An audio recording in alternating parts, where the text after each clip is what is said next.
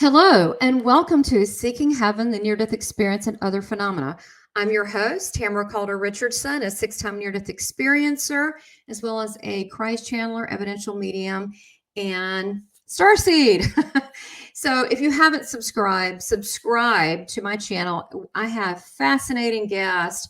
If you're interested in increasing the quality level of your spiritual journey, subscribe, hit the bell, don't miss any alerts. I also have spiritual lessons that are every Friday or every other Friday, so stay tuned for that. And consider also being a member. And if you want a reading, go to southernbellmedium.com. So look, I'm super duper excited about the guest that I have today. And again, the universe just opened up and I met this incredible, beautiful starseed that it just organically happened. And I'm so excited to introduce her to you, my wonderful Truth Seeker viewers. And today I'm going to tell you a little bit about her and then bring her on. But her name is Ria Loveguard. Great name, isn't it? And she is a galactic light language linguist, as well as a galactic Star Nation ambassador. And she's going to explain all what that is. However, Ria, who's originally from Australia and now she lives in Costa Rica, she is a spiritual activator. And these light, she's going to explain this, but these light languages do activate you, and she's going to give samples of it. But she's an energy worker. She also possesses a one-of-a-kind, very unique channel to multiple extraterrestrial light languages with full understanding of what they mean, their origins, and also where it's coming from, and to also help you to activate yours. She's so far has been able to speak and understand 15 ET light languages, okay? Different languages from different galactic regions. And she's going to give examples of that. And some of that would be Arcturians, Sirians, Palladians, Andromedans, Illyrians, Lyrian feline races, very fascinating. And she's able to communicate also the Lemuria, Atlantis, different time periods, such as the Atlantis and the Mayan Empire. And she's going to explain how this all unfolded, what this means to you, how the light languages can activate. And also, she has courses and things on her website if you want to know more, which we'll have below. So let me bring on Ria right now. Ria, thank you so much for being here. Thank you for inviting me to your show. It's an absolute pleasure and honor. I'm so excited to have you here. I mean, you are such a gift to this world, and it's just, this is going to open up a whole topic that people haven't even thought about, but they learn from others' journey.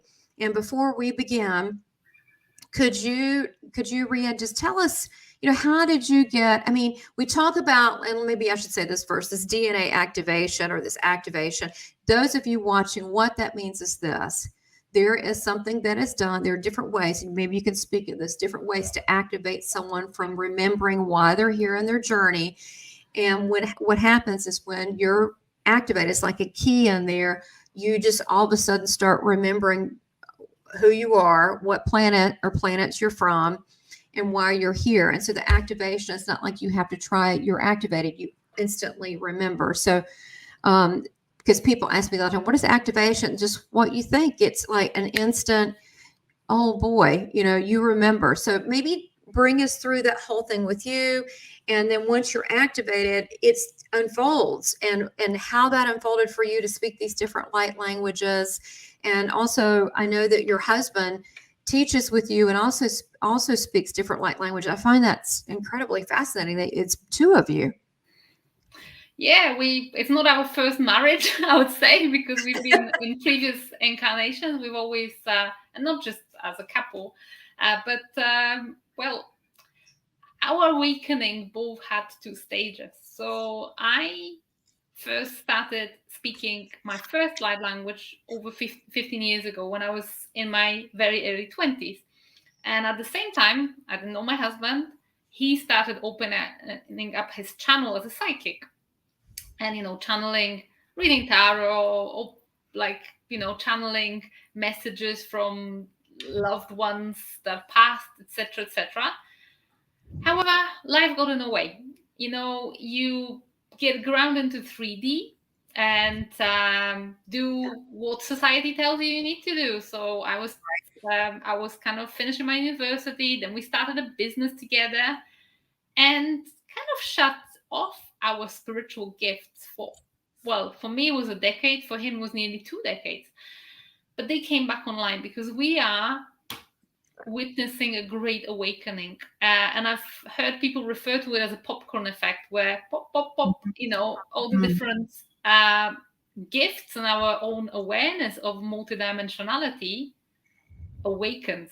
Yes. Just like that. And it doesn't always happen in a pleasant way. For us, the biggest catalyst was a stress and a self-imposed cage that we've built for ourselves when we started running a business which was totally out of alignment.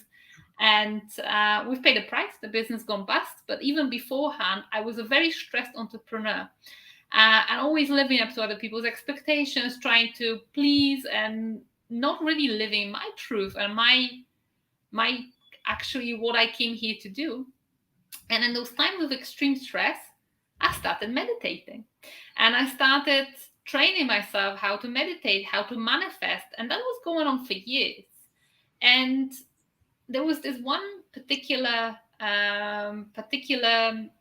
night, 3 or 4 a.m. in the morning. I actually just finished running an online webinar.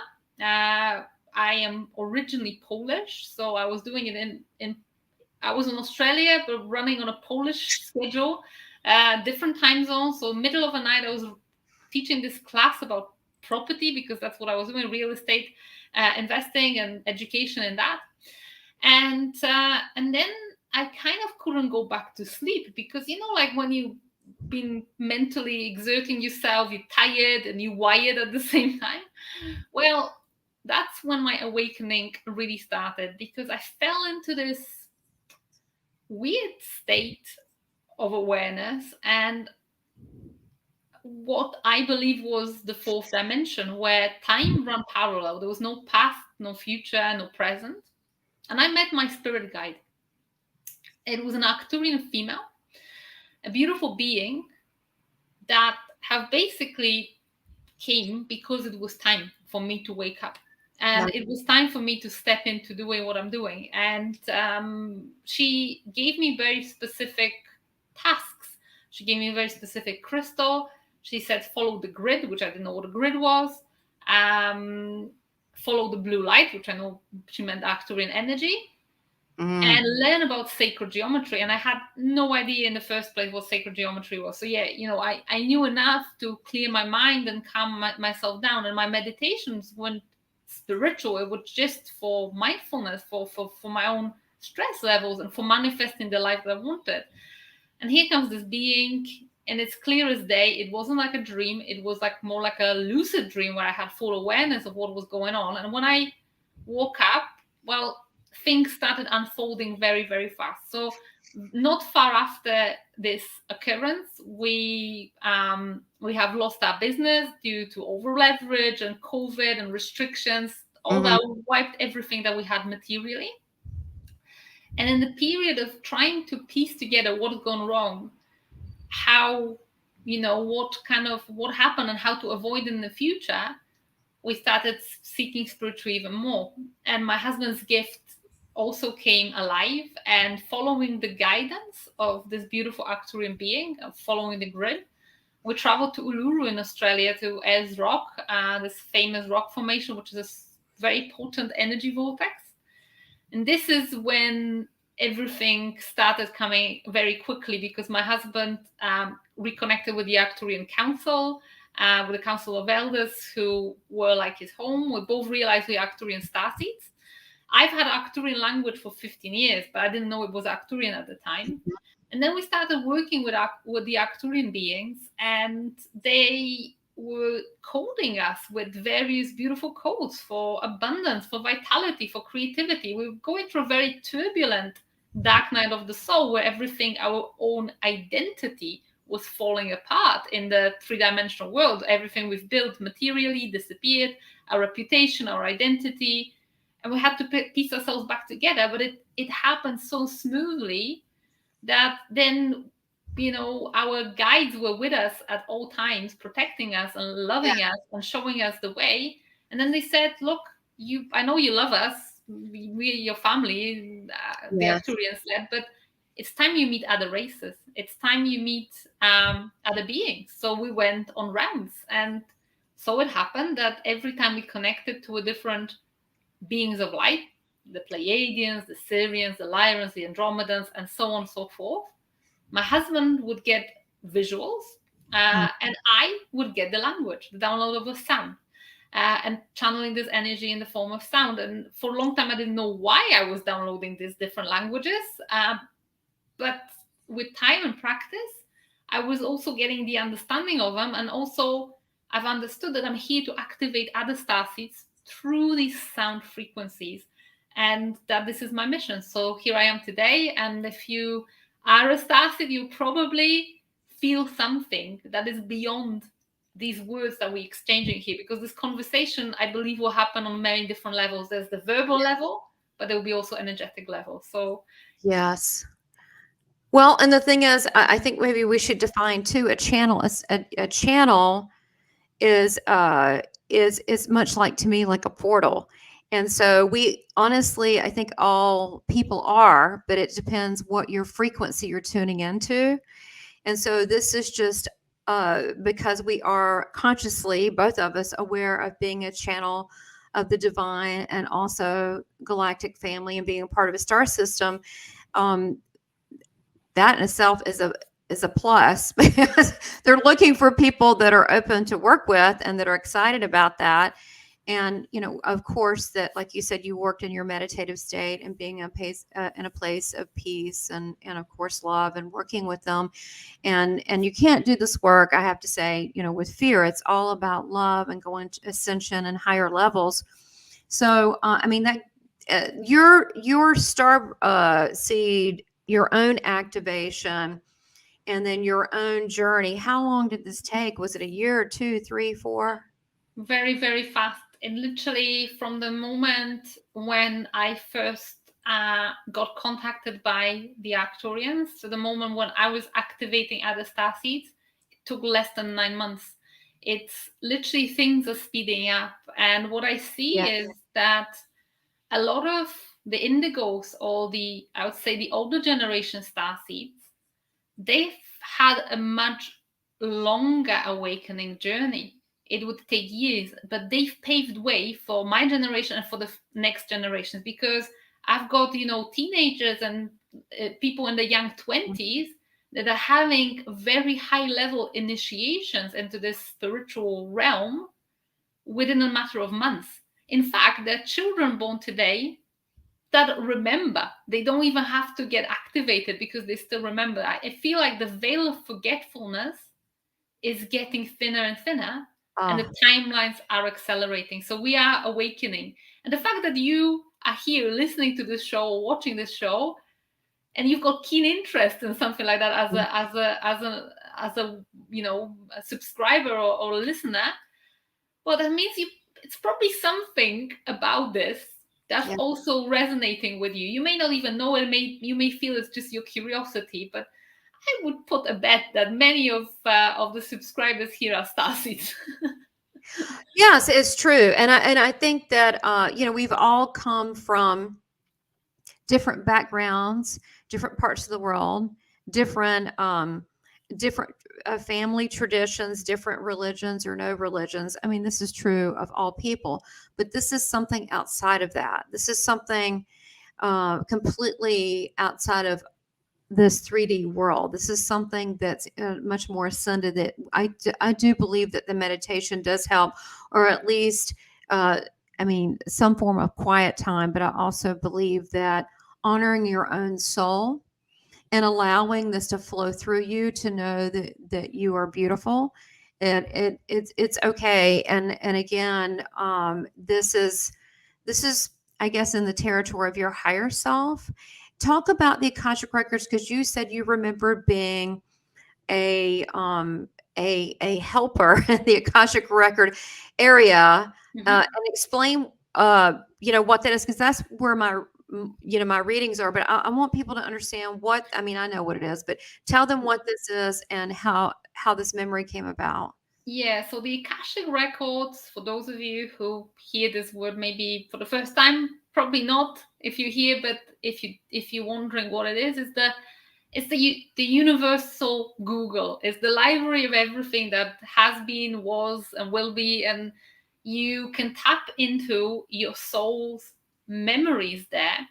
But my connection to the Akashic Records is quite specific. I don't work with the Akashic Records day to day. That's my husband's domain. He's in the Akashic Records every single day, reading starseeds and all sorts of things, resolving karmic blocks. But my soul's origin is the Akashic Records. So my last incarnation is as an Arcturian. Before I came here on Earth to be Martha, that was my birth name, and then I got given spiritual name Ria. Before I was Ria, I was an Arcturian, and that was when I had the call to come and incarnate on Earth to help this beautiful process, maybe not so beautiful, sometimes it's messy, of humanity's consciousness ascension. However, the first incarnation before, after you, as a soul, you created a soul, so at God's consciousness, and you becoming a soul.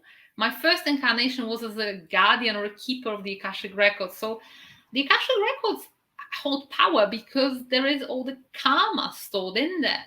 So they have to have safety mechanisms. And there's these beautiful beings, which are the Akashic keepers. They are like the galactic librarians, but more like a security force to make sure that nobody messes with the records and doesn't upload some karma that there's a big potential for meddling with the Akashic Records. So it needs to be protected. So that was my role. That was my soul's first experience. How this translates to what I do now is that obviously, being in the Akashic Records, I had to deal with many different races because there were different beings coming to the Akashic Records. And this is how I can tap into many different light languages, because I believed before that you can only activate the light language of it's like a memory. So if you were an Arcturian, you activate Arcturian. If you were Syrian, you activate Syrian. Many of my students activate more than one, and that's absolutely normal, but I can pretty much express any energy in the form of sound. This ties back to my experience with the Akashic Records, where I basically was in this universal library of everything. So that's where the connection comes from. Wow. Yeah, this is, the Akashic Records and how I see it, and I talked about it earlier, is that as far as spiritual psychic development, is you have intuitive people. Well, let's start with empathic. They feel things for people. Intuitive, they sense things. Then you have psychic. Maybe they get it a lot or just now and then. And then you get into people medium, and that could be they just sense spirit or they have full conversations. And as you go up higher levels, you start getting into guides, you start getting into ascended masters, Christ, Buddha, different religious people, and then surprise, then you get into ET races and so forth, which are a higher vibrational, of light and love. They're much, they're not, they don't have the duality that we do here. It's just one-mindedness of love, and it's coming from a different place. So to me, the Akashic Records is where your mission is. So that's why a lot of people are interested, with life path mission. But honestly, if you look at it, it's more than just this life, and we've been around a long time. So explain. I want to get some examples of these, but I'm trying to get paint this picture for everybody. So your husband and you work together. He does the readings of the Akashic Records, and then do you ever cross over and share information with clients, or how does that work? So basically, each one has their own area of specialism. It's really funny how we've been put together, how we've been wired, because Aaron is visual. So he sees everything like a YouTube video. I am non-visual, but I am all about audio. So if anybody saw my chakra system, it's really weird because the energy comes from my third eye straight to my ears and my mouth and somehow circumvents my eyes. So I don't see, but I know, I feel, and I hear. Okay. And I express. I work with sound. He works with visuals. So but our missions intertwine, because when I activate starseeds, one of the biggest things that every starseed asks is, what am I here to do? What's my soul mission? And Yeah. actually tapping into the galactic block of the Akashic Records, because you've got the terrestrial records, all your past lives on this planet, but then you also have the information about your soul's history throughout the different incarnations. And there's this myth that the starseeds, people say, hey, I'm Arcturian, or I'm Pleiadian, or I'm this, or I'm that. You're In everything, fact, right? you see many, many different races.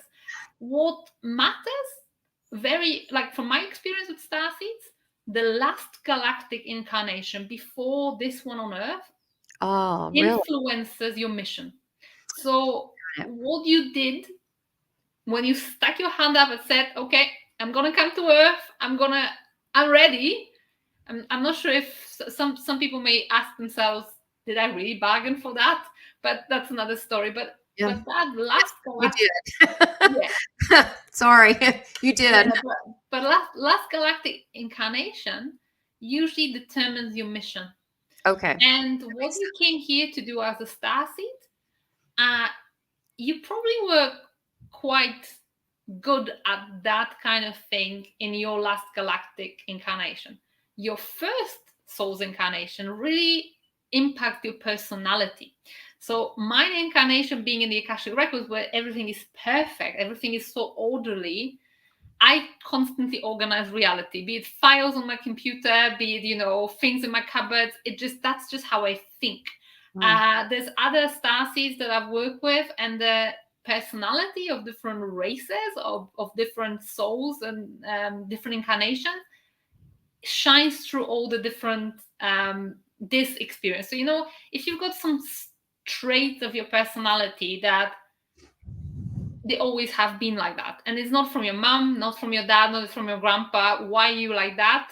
Well, if you get quite familiar with various different races and you discover your connection with them, it kind of becomes quite then quite clear why you like that. So this is how it works. So with regards to the dynamic between me and my husband, so I kind of activate starseeds. He helps them piece together their memories, but we do a lot more than that, because this is something very important for me to say here.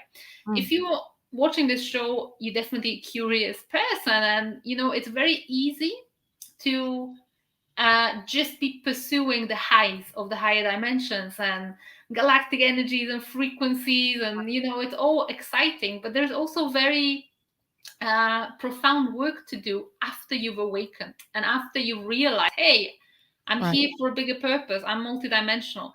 And there is the energy work in clearing everything that doesn't serve you, all the three-dimensional distortions and programs and ancestral karma and generational trauma. And actually, this is what we're doing in this stage of our mission. We're helping our clients and our students clear all this clutter from the energy field, so the energy can flow into abundance, into love, into expressing what they're here to do. Because it's all good when you connected and you channel or whatever, or you hear the ETs or you see the ETs, but if you haven't put your three-dimensional house in order, then you will always be stopped by something like, I don't know how to pay my bills, or someone broke my heart, or my health is suffering. So I feel like all these galactic energies can really help us live the life to the fullest in this dimension. So this is a part of our work. So let me ask you, I know you said that you're also a Galactic Star Nation ambassador. So would that also mean that you're working, let's say, I know you're working with all of them, but say, for example, the Arcturians, to be able to help to clear these old energies within someone. So is that going on too? It's not just you and the information, but aren't they actively also helping? Yes. So basically, as soon as my first few light languages activated, I feel like the news have spread around the multiverse that I can do it, and a lot of different races came and wanted to kind of use me as their spokesperson. And some of them were of the positive polarity, and some of them I had to say no to, like the draconians. And all polarities exist in the quantum field. But when it comes to what I do here is I don't so much channel messages, although from time to time something important will come through and I'll have to express it. There'll be some warning or some guidance. But I work a lot with energy, and how it works with different galactic races is they have collective consciousness. So there's a oneness, the unity consciousness. So for example, the Arcturians have collective consciousness. And within this collective consciousness, you can imagine it like the cloud, like a Google Drive or Dropbox.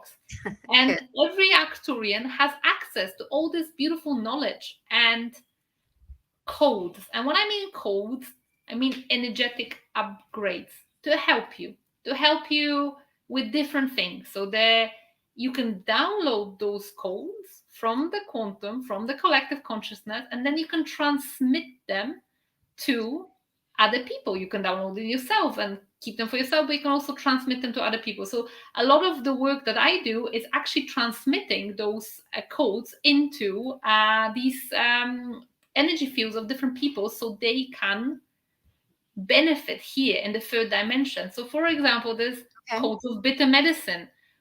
That's my nickname. Codes of bitter medicine from the Arcturians help people release trauma and release densities, and basically they bring out like all the things that were stored deep, like wounding. It's not a pleasant process, but once they come up for clearing, and you're free of it once and for all. There's codes for creativity, there's codes for abundance, there's codes for relationships. It's literally, it works like magic. I'm like, is that even possible? But I know it is, because I can see how my own life shifted from misalignment to alignment and happiness and like pure abundance on many different levels, not just financial, but like actual, happiness, I would say. Yes. So let me ask you, how does that work? Because you have people, and I think you gave a couple good examples. Examples are good here, of the person that always gets their heart broken. And these aren't people that, because I've talked to them in session. Yeah. I know I've talked to a lot of people, and some of these people are honestly, they're not doing anything. They're trying hard, but it's just not working. I'm not talking about people that repeat suffering, and I'm talking about people that are really trying. And then other people, it could be relationship blocks, financial blocks, creativity blocks, what do you call it? Manifestation blocks, and so forth.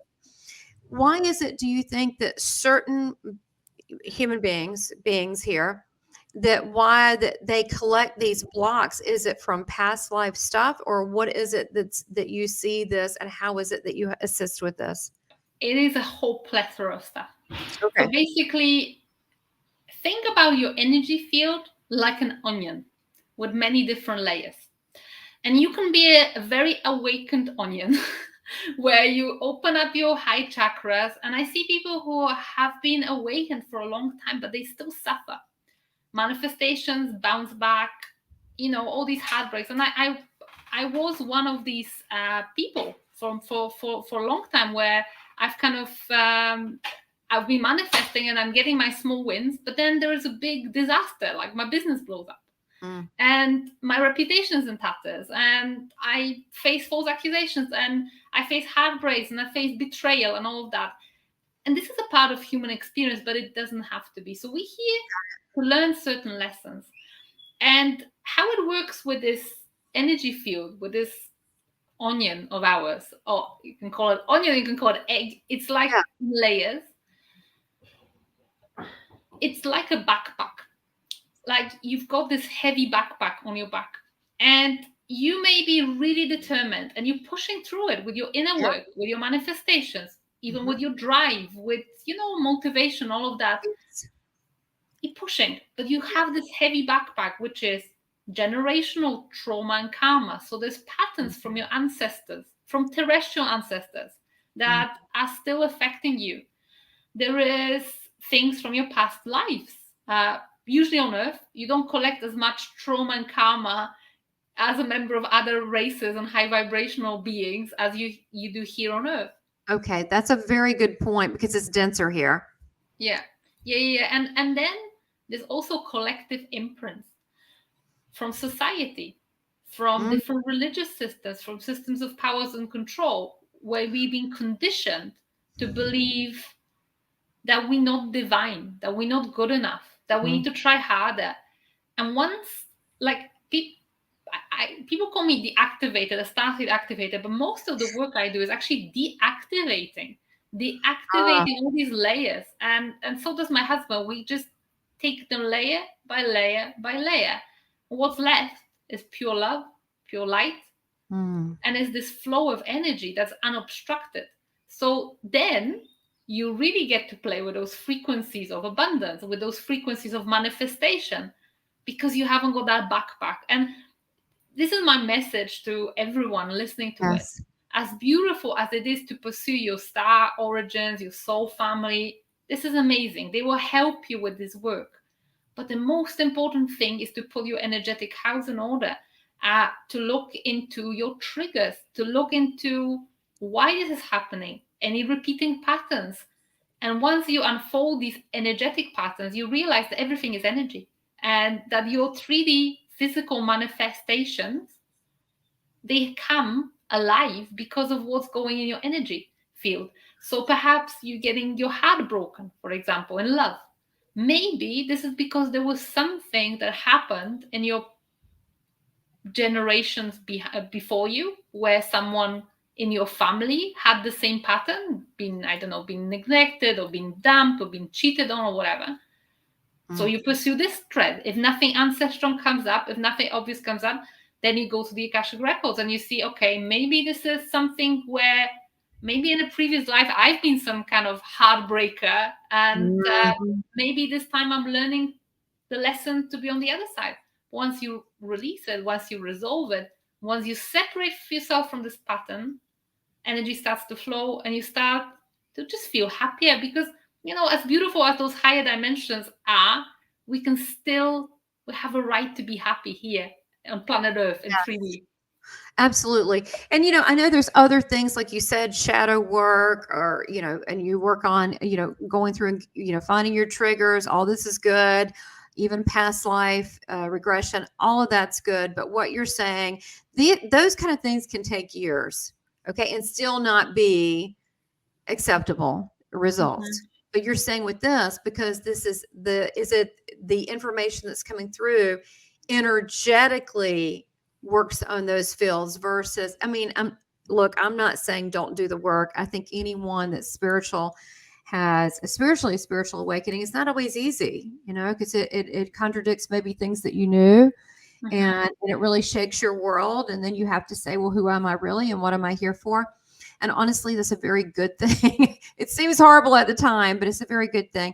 But what you're saying, this can supersede that because it's affecting your energy field, and it goes in like a galactic energy surgeon and removes these things in layers versus years and years and years of working and stuff. And maybe you get results. There's many. Well, I think the problem is that we've been conditioned by personal development world, which I'm not knocking, just to work on the level of mind and not energy.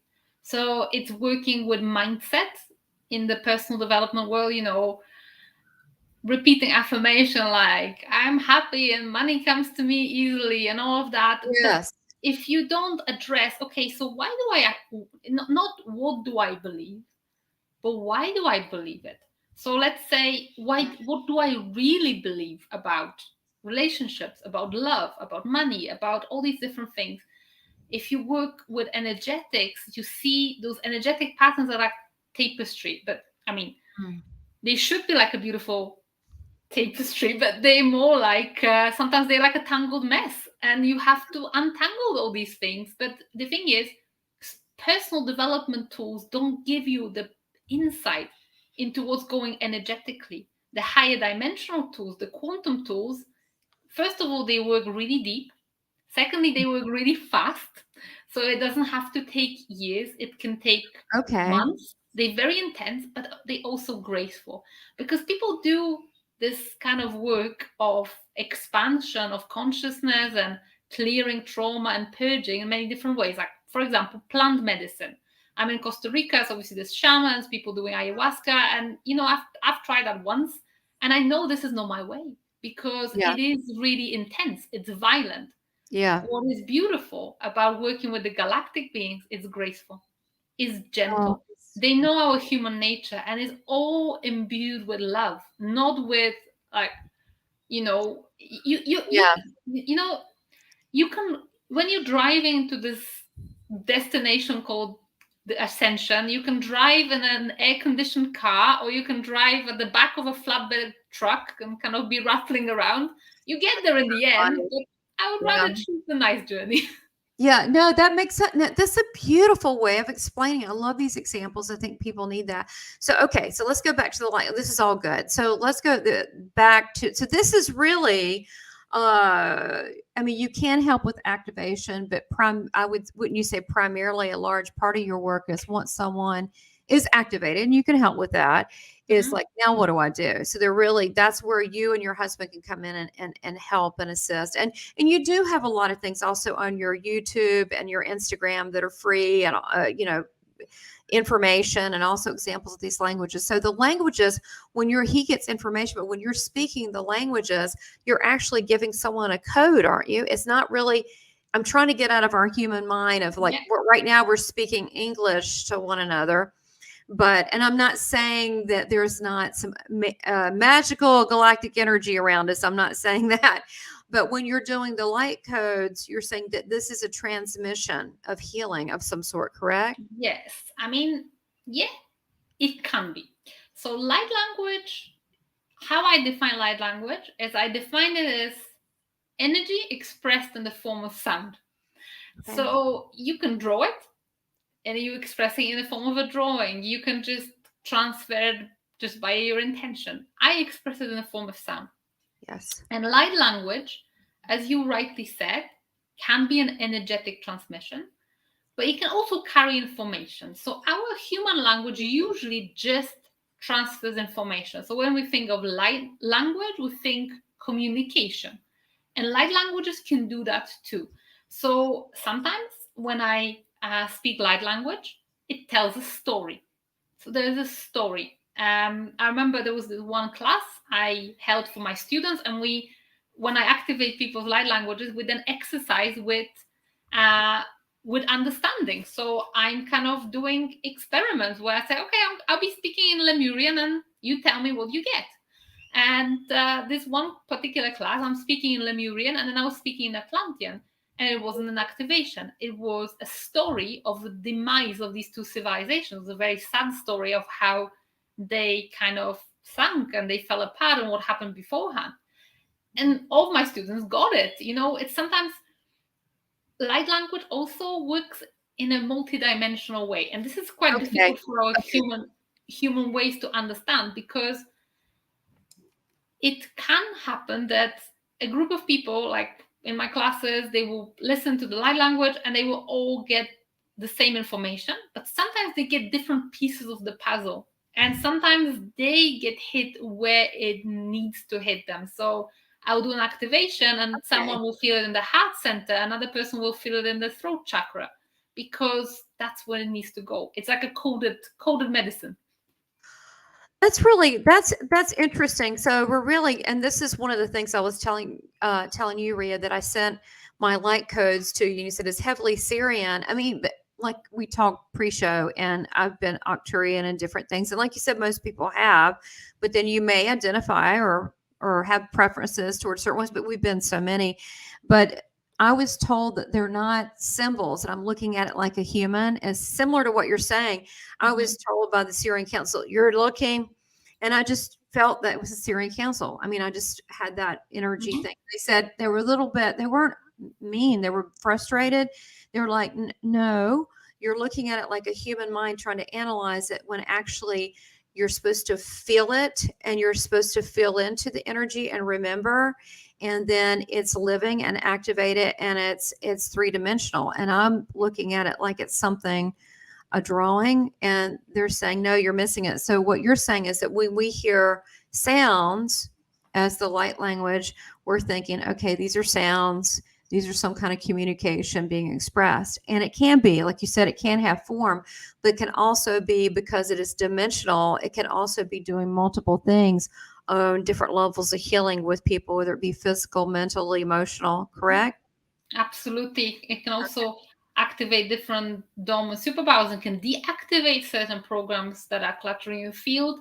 It can do a great many things. It's and another thing that sometimes tricks us, and it sometimes also tricks starseeds who just newly activated a light language, is that they hear probably other people speak light language that sounds like a human language or vaguely familiar. Okay. So Arcturian sounds a bit like Arabic, and I can give examples of that later on. But like, Yeah. Lyran will sound like a little bit like Spanish or whatever. And that is okay. But there are languages of different dimensional beings that sound nothing like human language. So for example, Blue Avian language sounds like bird chirps. And it's almost like, every Blue Avian starseed that I've activated gets a different flavor of this bird chirps. One person will sound more like a cuckoo, and the other one will sound like a nightingale, and mine is like some kind of chicken. I don't know, but that's just how they are, and we can judge and attach labels to them, unfortunately, which is and people think, oh, this is gibberish, it makes no sense, it's just some weird sound. Well, Right. yeah. Well, when I heard, and you can go on Ria's YouTube and also her Instagram, she's also on Facebook. But when she has examples, and she's going to give us some, and we're going to go do more of this, especially in part 2, where we're going to really dive into how you can activate your light language. But we just are trying to give you a foundation of what this is. It's very, got to stretch your minds. It's some quantum, intergalactic, multidimensional. Is more than communication, and it's also real time, so it's a lot to wrap your brain around. But when I heard her speak Atlantean, I wept. I wept for 2 reasons. I missed home, and I also hate what happened. I hate that it fell apart. I mean, it was good times still then. And I was surprised at listening to it. It was like, I did not expect that. And it really, opened my heart. And then afterwards, I haven't even told you this, I started seeing peacocks everywhere. I'm like, where are all the peacocks? Apparently we had a lot of peacocks around us on Atlantis, and we love beauty, and we had a lot of beautiful things around us. And I miss that, being surrounded by so much beauty. And so that's why I work so hard in my life these days to be surrounded by beauty. And when I feel like things aren't beautiful, I get very upset, because that's kind of our birthright. If that makes us happy, if we can do these things. So that to me was a gift, hearing that, because it triggered something in me that I thought I would never hear again. So I thank you. That's what those languages do. They do activate memories, and sometimes people are like, why am I having shivers? Why am I experiencing reactions in the body? Or why am I experiencing with some languages and not with some others? Well, it's about a frequency, and it's about your soul corresponding to this frequency. So Lemuria and Atlantis are perfect examples. Those 2 civilizations were at a clash. I was a member of both. I was a male warrior in the Atlantis, and I was a female, some kind of like almost like a government official in Lemuria. So I was a member of both, and I love both frequencies. Atlantis is very masculine, Lemuria is very feminine.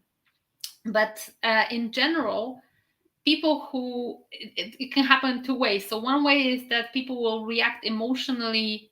It feels like hearing an old song when they hear the language of their soul that the soul has experienced in one of the previous incarnations. But sometimes it is the other way around. So I know that people who have been a part of Atlantis sometimes don't like the sound of Lemurian, and vice versa, because it kind of, maybe they've got some bad memories when those civilizations were at war. So that can happen as well. But it's our conscious mind doesn't remember, because if we remembered all of our previous lifetimes, we would have just gone crazy. It wouldn't be enough, our mental capacity would just collapse. We wouldn't be able to process it. Right. Yet there's a place in our soul that does remember. And when you hear these languages, it helps you remember. But then also when you speak it yourself, it attunes you to this frequency, because every light language frequencies carries the essence of that race. So Arcturian carries the essence of Arcturian consciousness. The Lemurian carries the essence of Lemuria. So yes, they can be coded specifically for different purposes, for different, very targeted, like targeted energetic surgery. But in general, even the sound itself, it brings back the memories. It carries the essence of that race. Okay, so that can act like a trigger. Now, when you're given, so I'm trying to understand. So when you get the transmission for the language, you can do it probably just like we can for a group or for an individual, correct? Depending what that group or individual needs. Yes, that's correct. I'm being led also. Each one of them on its own merit is powerful. So if you go one light language, it can be very versatile, because most of the galactic races are much more advanced in what I call consciousness technology. So it's technology that's not devices, it's technology of consciousness, energy. So each one of them is very powerful on its own merits. But because I've got so many, I can toggle between them and adjust certain frequencies to what is needed. So it's almost like every race has their own specialism. Some are very versatile, like the Arcturian is very versatile, but there are some that, for example, Lemurian is very gentle. So I very often use it to calm someone energy field down. Or when I'm working with someone who's processing trauma, Lemurian is very good with that. Lyronavians, for example, great for creativity, because they're very creative, beautiful race of beings.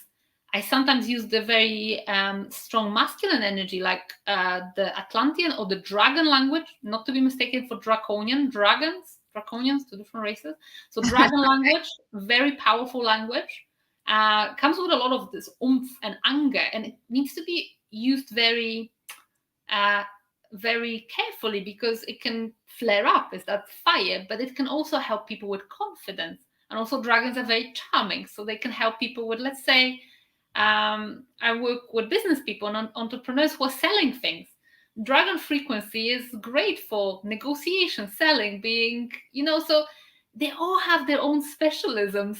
And when you get intimate with those different races, you know which is good for what. Like Syrian language, I love using for dismantling societal structures and any kind of grids, any kind of bigger control networks that may be feeding into fear or whatever. So, every language has different applications. So let me ask you, let's talk about real time. So these different civilizations, galactic civilizations, they know you're doing this. They're working with you. So that being the case, and you're helping with individuals because you want the starseeds to succeed, to remember their mission, and to be as complete and harmonically living in this world as much as possible, that they can succeed. But on top of that, once they get activated, we talk about raising the frequency, but if in fact that we can get rid of these fear band things and so forth, isn't this raising others' ability, speaking this quantum, our I guess even our own, what we associate with a native language, especially the one before we got here? Doesn't that help raise that fear band and remove it? Doesn't that help too? Absolutely. We are in this great awakening. It's a collective level thing. And, we can look at individuals and our individual healing journey. But if everybody healed the family line, if everybody anchored those higher dimensional frequency, naturally we would shift into a different world. And I know it may not look like that. You look like what's going on in the world. It may be chaotic. It may be stressful. It may feel like it's worse than it ever has been. Well, my message to you is always darkest before the dawn. So just hang on, anchor those high frequencies, and because there's a better world coming. I call it the new earth. The Arcturians call it humanity 2.0. It is emerging. It is emerging, and we all have a part to play. And one thing is raising collective consciousness, but also if the old systems that are dysfunctional, and we only have to look around, there's so much things that are dysfunctional, families falling apart, people going hungry, and all of that bad stuff happening, so much control, so much constriction, so much restrictions, and we've all experienced that. And we can build a better humanity. We'll need visionaries, we'll need leaders. And a lot of those star seeds may be young today. Sometimes work with people who are in the early 20s, but they are so coded for leadership, for building new communities, for activating divine feminine, for example, or divine masculine. They only look young by our human terms, but the ancient souls, and they have come here because they've rehearsed that for centuries. They've been toughened in many, many battles, and sometimes bruised and sometimes scarred, but came really strong. And if you're here on Earth, goodness me, in this time, you just I know it's challenging, but you've been trained for this. You may feel like, I want to go home and all of that, and I miss home. Well, so do I. Sometimes I love, but I don't even know where home is anymore. Because is it in the Akashic Records, is it in the Arcturus, or where? I know one thing, then I know home is here on Earth for this lifetime. So I just want to make this planet as beautiful as possible with whatever I can do. I want to activate starseeds. They not just, not every starseed, let me make this clear, will be a spiritual healer or yoga teacher or anything to do with spirituality. I've got estate agents that work with me. There's tradespeople. We need all of that in the new earth. We've got people who are making clothes. We've got so many walks of life. So no matter what you are, doesn't mean that if you get activated as a starseed, you have to dump your old life behind and live and pray on a rock or whatever. Maybe you are called to be more of a spiritual leader, but maybe you are going to be building communities. Maybe you're a teacher or something like that. So there's a lot of that going on. And we all, apart from this global mission of raising collective consciousness, we have our own unique missions that we've trained for generations and for centuries. And you know what? Now is the time to play. So no, that sounds exciting. So really, I mean, when we talk about time isn't really linear, but this has been in the play. This has been in the works where we are right now. So it's not a surprise. I mean, what I'm saying is that the Akashic Record, the higher level beings, they know this was going to happen. And we, in between lives, knew this too. We did. So we've been training for this for, I don't know, maybe from the beginning, who knows, but for however long to be here. And so you're right. It's not really a surprise to us. It's like, oh boy, we knew there would be challenges, but that's what's needed to go to the next level, because it's important. If we don't ascend, the options the other way don't look so great. So this is, but I think you're right. There are birth pains, and we're seeing that, and it's a struggle. But the thing is that it's already been spoken for that this will happen, which is, and one way I look at it is God, the divine, the creator of all things. If you could say we're also the creator, but I'll keep it simple. That we wouldn't be here at this point in this time if to be set up for failure. It just is not. That's not how it works. Absolutely. And the thing is, sometimes I also wonder how it's gonna happen. Is it really gonna get better, etc. And I know it will. And all the galactics are always reassuring. Just it's all the battle's already won, but you still have to go through the motions, and you still have to anchor in and those higher frequencies, and don't wait for someone to save us, because we came Yeah, here with all the human. it's for us. Yeah, we came here with all the human limitations for a reason, because this is the universal law of free will. It's not like what we used to on Earth, when, I don't know, some country invades the other and NATO gets involved, and or some kind of military intervention. This is a different kind of revolution that's happening from inside out. It's like, Yeah, it's a different quality, that's why sometimes the biggest battle is actually our own inner fear, darkness, all these. It's not about just some low entities and let's kick the reptilians out and all of that, because we need to right. actually descend to our own fears and darkness with the light that we already have, with the light that we already carry, and that allows us then to embody those higher frequencies. And that's the message that I've been getting from various races all the time, is to remember our own divinity, to remember that we are more than just this body, and we are more than this incarnation. There is a bigger soul evolution here at play, and take this earth as an opportunity. There's another thing, is that even having a body and having a form, it's beautiful. We can do certain things that some higher dimensional beings can't. I can hold a glass of water, I can give Yeah, someone a kiss, I can taste the food. So yeah, appreciate this life for what it is, because it's beautiful. it's beautiful. Wow, that was beautifully said. And that's appreciating the little things, because you're right. In spirit form, we can't hold that glass or kiss someone. I think that's absolutely beautiful. Well, I think that what we're going to do is save the other part for actually examples of speaking the language, why it's important for you to connect with your language, how you can help people do that in episode 2.